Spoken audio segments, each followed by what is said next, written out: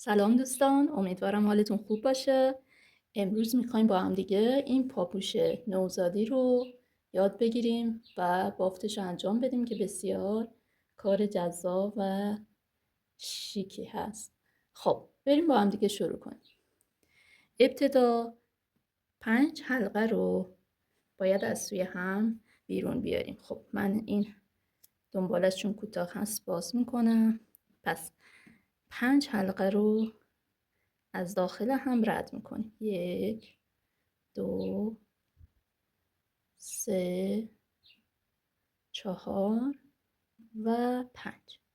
خب همینجا باید یک نشون برای خودمون بگذاریم، یعنی من با یک سنجاق اینجا این نشان رو میگذارم. شما با هر وسیله‌ای میتونین این کار رو انجام بدین. خب حالا باید چیکار کنیم؟ اینجا باید از داخل این گندمی هایی که داریم، ببینین این گندمی هایی که وجود داره اینجا، اولی و آخری رو 2 تا حلقه بیرون میکشیم، بقیه رو یکی. خب من انجام میدم. ببینین الان این همین حلقه ای که داریم اولی رو 2 تا حلقه من میکشم بیرون. 1 2. خب بعدی رو یه دونه باید بکشم بیرون. 1. بعدی هم یه دونه.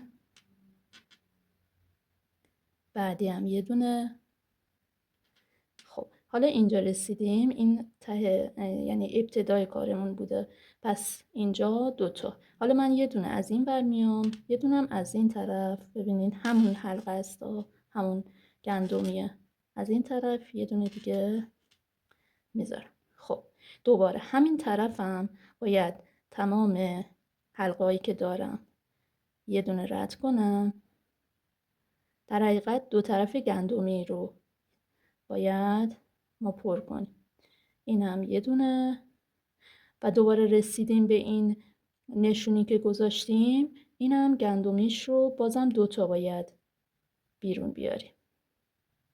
1 2. خب کل حلقه هایی که دارین الان باید 13 حلقه باشه با همون نشونی که گذاشتیم. یعنی کلن باید 13 تا داشته باشیم. ببینیم داریم یا نه. من حلقه ها رو مرتب میکنم. خب الان بشمارم 2 4 6 8 10 12 و بله 13 تا حلقه دارم. خب حالا برای اینکه رج اول بافته بشه شما این سنجاق رو باز کنید و حواستون باشه گمش نکنین. از اینجا، از همین جایی که سنجاق داشتیم باید حلقه ها رو از داخل هم رد کنیم که بافت انجام بشه. خب اینجا دوباره دومی میره داخل قبلی. به همین ترتیب تمام این حلقه ها رو باید ببافیم.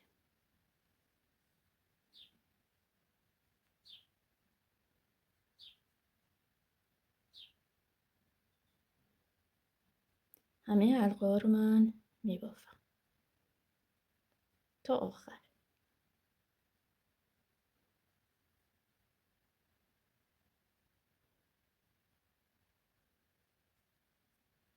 خب آخری که بافتیم حالا دوباره سنجاقمون رو میزنیم که یادمون نره.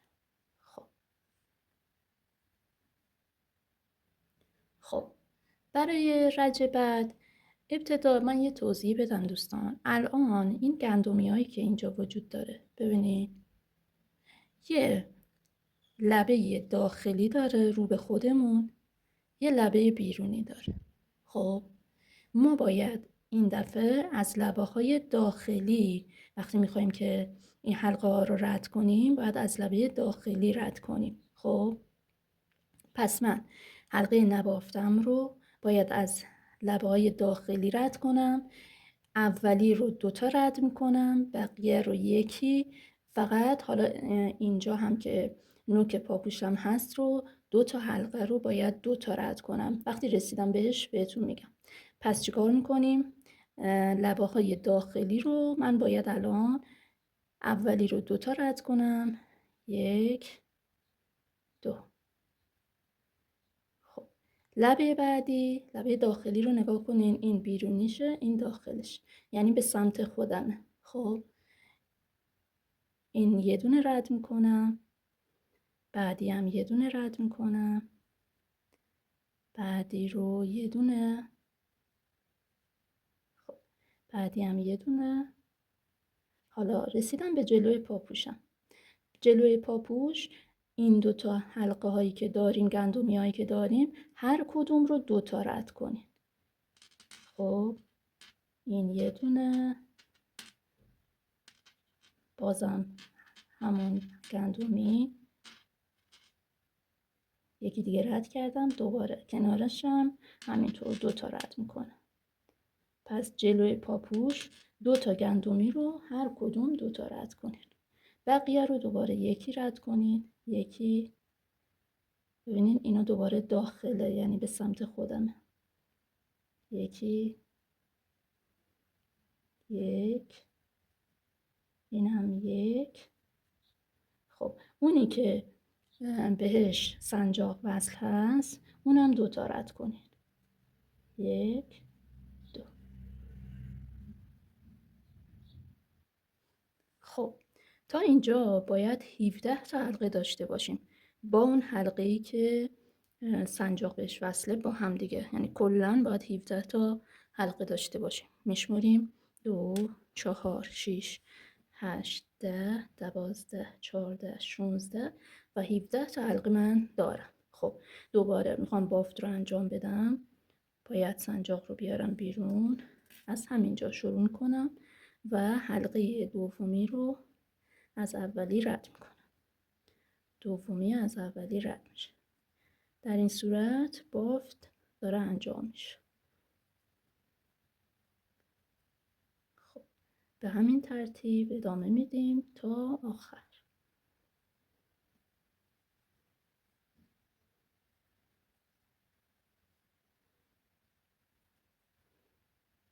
تمام حلقه ها از داخل هم رد میشن تا برسیم به اون حلقه اول. الان داره کف پاپوش بافته میشه. خب تا اینجا رو بافتیم. خب حالا باید یه کاری انجام بدیم. این حلقه آزادی که داریم، نبافته‌ای که داریم رو خب میاریم داخل گندمی بعدی. از ببینید از هر دوتاش باید رد کنین، از یه دونه نگیرین، از هر دو گندمی میارین اینجا. خب و این حلقتون رو از توش رد میکنین. خیلی این بافت انجام شد. من دوباره سنجاق رو میزنم. الان کف پاپوش من تمام شد. این کف پاپوش برای نوزاد 5 تا 8 ماه مناسب که باید 12 سانت باشه. ببینید الان این کف 12 سانت. خب حالا اگر خواستین برای سایز بزرگتر ببافین، شما همین کار رو باید ادامه بدین و دوباره اولین خونه‌ای که دارین از داخل رد میکنین. از داخل دوتا اولی، بقیه یکی، دوباره جلوی پاپوش دوتا حلقه رو هر دوتا حلقه بیرون بیارید، بقیه یکی، آخری هم که به اون سنجاق وصله اونم دوتا وصل میکنین. خب ولی اگر به همین سایز خواسته باشین برای نوزاد میگم 5 تا 8 ماه، حالا بستگی به پای نوزادم داره دیگه، مناسب هست. خب تا اینجا کف بافته شد. حالا میخوایم بریم سراغ بدنه پاپوش. برای بافت بدنه پاپوش شما الان باید طبق قبل که توضیح دادم بهتون که این گندمی ها لبه داخلی داره و بیرونی، الان دیگه برای بدنه شما باید از بیرونی ها استفاده کنین، دیگه داخل نه. خب پس برای بافت بدنه من باید از لبه های بیرونی شروع کنم.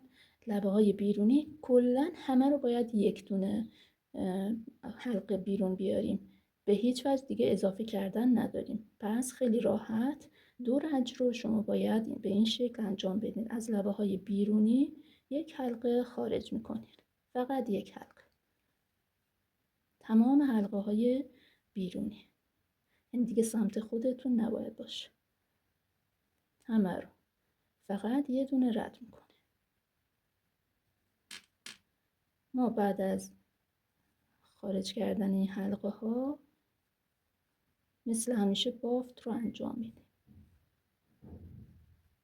پس 2 ردیف یا 2 رج شما این کار رو انجام میدید. فقط حواستون باشه اون حلقه ای که نشان گذاشتیم هم که این هست، اینم یه دونه رد میکنیم. خیلی خوب، من سنجاق رو باز میکنم و رج اول بدنه رو بافت میزنم که دیگه میدونیم باید چجوری انجام بدیم. حلقه ها رو از داخل هم رد میکنیم به همین راحتی.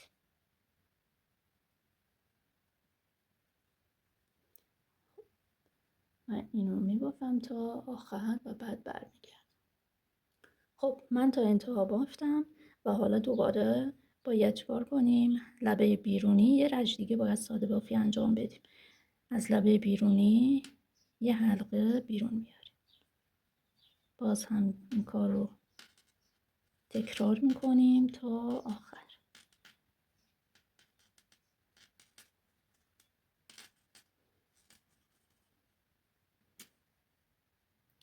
من تا آخر حلقه ها رو بیرون آوردم. خب نشان رو باز کردم و شروع میکنم به بافت انجام دادن. تمام حلقه ها رو از داخل هم رد میکنیم. این دیگه آخرین رج ساده بافیمون هست. رج بعد باید کم کردن رو انجام بدیم که اون پاپوش جمع بشه.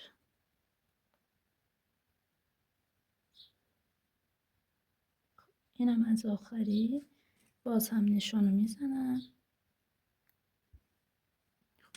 الان بدنه پاپوش من ایجاد شده، میبینی؟ خب این که کفش بود و حالا تا همینجا که هستیم دوستان، حالا تا جمع نشده شما این دنباله‌ای که از ابتدای کارتون داشتین رو اینجا مخفیش کنین، یعنی بیارینش داخل پاپوش که بعداً سختتون نباشه. و میتونین با یه قلاب اون رو 1-2 تا خونه بیارین این طرفته رو، بعدم با یه نخ سوزن محکمش کنین. خب این دیگه کاری به ما نداره. خب برای جمع کردن جلوی پاپوش ما باز هم فعلا خونه ها رو هر کدوم رو باید لبه های بیرونی رو باز هم باید این حلقه ها رو بیرون بیاریم تا برسیم به جلوی پاپوش. جلوی پاپوش باید تنگ تر بشه. خب چقدر تنگ؟ ببینین دوستان، برای اینکه راحت تر باشین الان شما این پاپوشتون رو اینجوری نصفش کنین، خب یه حالت جمعش کنین. خب اینجا رو نگاه کنین، اینجا دقیقا وسط پاپوشتونه، یعنی جلوی نوک پاپوشه. خب اینجا باید جمع بشه. 2 تا گندمی از این طرف و 2 تا گندمی از این طرف باید 2 تا یکی بشه. پس چی شد؟ شما در کل 4 تا حلقه اینجا رو 1 2 3 4 تا گندمی اینجا رو حواستون باشه. اینجا رو باید 2 تا یکی کنین، یعنی این 2 تا این طرف و 2 تا این طرف رو باید 2 تا یکی کنین. حالا بهتون یاد میدم چجوری. پس بقیه رو یه دونه از لبه بیرونی بیارین بیرون تا برسین به اون 2 تا. خب من الان رسیدم، ببینین الان اینو جمعش کنم، این 2 تا گندمی وسط درست. خب این 2 تا رو باید 2 تا یکی کنم. چجوری؟ حلقه اول رو از توش رد میکنم، دیگه حلقه جدید نمیگیرم، همین حلقه رو از بعدی هم رد میکنم. اینجا الان میشه 2 تا یک، هر 2 تا یه حلقه خارج شد. خب دوباره 2 تای بعدی هم گفتم باید یکی کنم. پس حلقه نبافته بعدیم رو از لبه بیرونی بیرون میارم. خب همین حلقه رو از بعدی هم رد میکنم. الان ببینین جمع شد. خب بقیه رو دیگه کاری بهش نداریم و یه دونه حلقه خارج میکنیم. پس اینجا 2 تا یکی هم انجام دادیم. خب دیگه این آخری هم که گفتیم، همیشه دوستان دقت کنین این آخری رو جا نندازین و حتما گندمش رو اون تعدادی که میگم رو باید ازش خارج کنین. خب باز هم بافتش رو انجام میدم. این حلقه باید از بقیه رد کنیم. الان توی این رج دیگه اون پاپوش داره شکل خودش رو میگیره.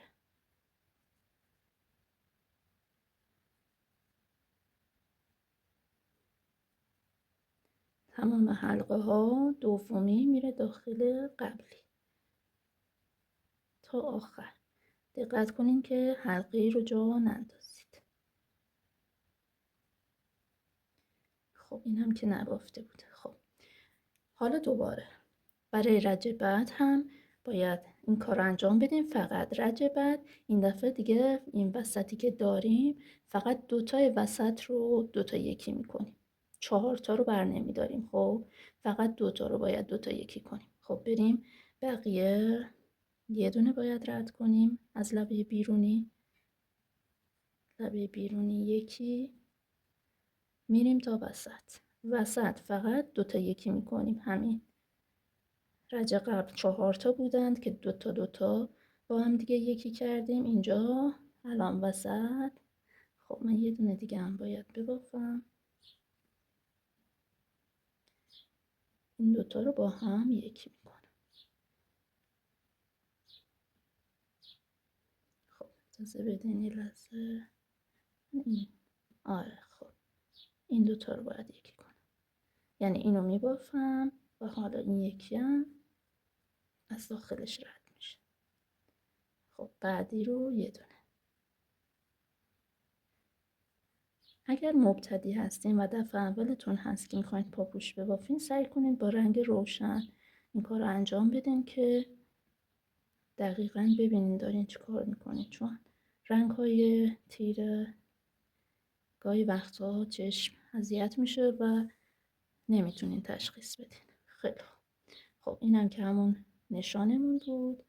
حالا اینا رو از داخل هم رد میکنیم. این دیگه رج آخر پاپوش هست. البته اگر میخواین حالت چکمه‌ای داشته باشه این پاپوشتون، یکم بلندتر باشه، میتونین یک رج کلا ساده بافی کنین یا حتی 2-3 رج، هر چی دوست دارین. اگه میخواین ساقش بلندتر باشه میتونین این کارو بکنین. فقط دیگه اون کم کردن رو انجام ندین، یعنی جلوی پاپوش که کم میکردیم اونو دیگه انجام ندین.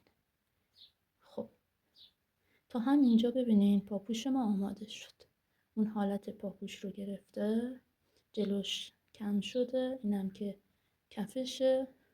خب حالا اینجا باید چیکار کنیم؟ مثل همیشه که باید مخفی انجام بدیم و من دیگه نمیخوام که ساقش بلندتر باشه. میگم اگه دوست دارین که ساقش بلندتر باشه شما میتونین چند رج رو خودتون ادامه بدین. خب من اینجا رو باز میکنم.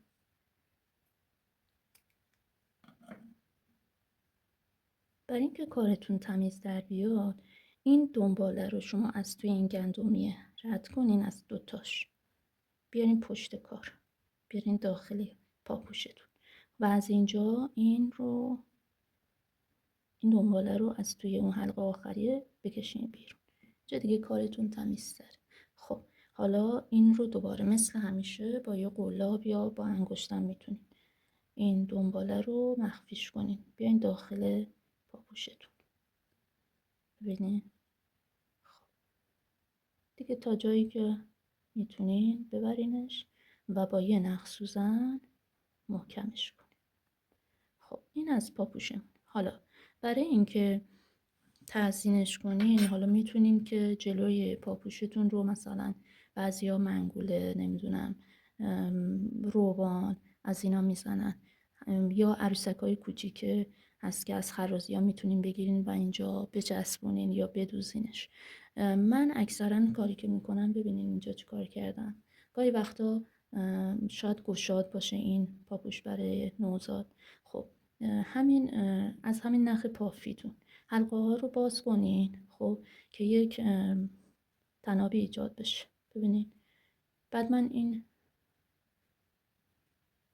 نخی که ایجاد شده رو از توی این حلقه ها، از توی خود بافت اومدم با قلاب بیرون کشیدم که حالت بند پاپوش بشم، که هم بتونیم جمعش کنیم این پاپوش رو یا اینکه گشادترش کنیم. ببینین قشنگ جمع میشه و دیگه بعد میتونین یه پاپیون بزنین. از رنگ خود همین پافی میتونین استفاده کنین. پس دیگه این سلیقه‌ایه، حالا هر جوری که دوست دارین میتونین این کار رو انجام بدین. و به این شکل پاپوش ما آماده شد. پس میتونین این کار رو انجام بدین. ببینین باقی چی، اینو باز کنین حالا تا جایی که مطمئن بشین که پاپوش دور تا دور پاپوش رو میگیره. من یه امتحان کنم. نه هنوز باید یه دونه 2-3 تا دیگه حلقه باز بکنم. بلندتر باشه بهتر از اینه که کوتاه بگیرین، چون بلند باشه بعد میتونین اندازه کنین، ولی کوتاه بگیرین حیفه که این پافیتون رو خرابش کنین. خب خوبه دیگه. خب ببینید من الان این رو از وسط شروع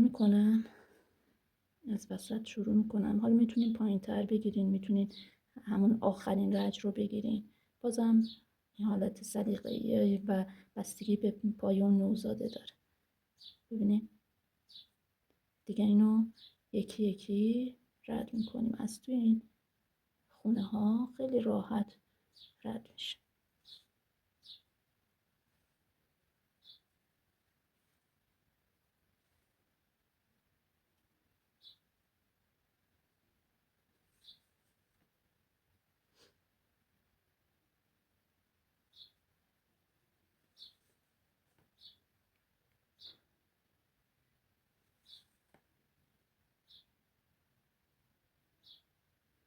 بیاین تا ابتدای کارتون. خب الان نگاه کنین. حالا من اینو بکشم که خیلی وقتی پاپوشه یکم هم جمعش کنین بیشتر حالت پاپوش رو به خودش میگیره، قشنگتر. خب اینو دیگه حالا میتونیم بر اساس پاپیونی که میخواین بزنین، بلند باشه کوتاه باشه دیگه، اینا همش سلیقه‌ای. خب محکمش میکنم، حالا یکم دنباله بهش میدم. خب این شد پاپوشم. امیدوارم که از این آموزش لذت برده باشین و استفاده کافی رو ازش ببرین. متشکرم و خدا نگهدارتون.